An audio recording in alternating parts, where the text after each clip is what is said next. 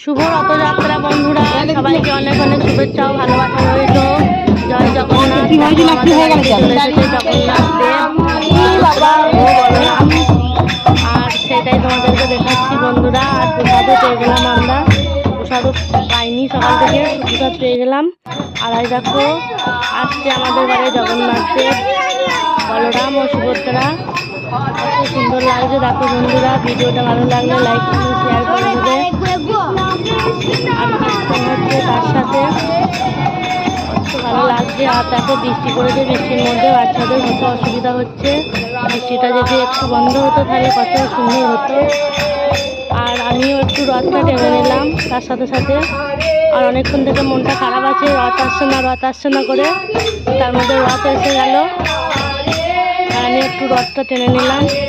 Tata বন্ধুরা, সবাই ভালো থাকো, সুস্থ থাকো, বাই বাই।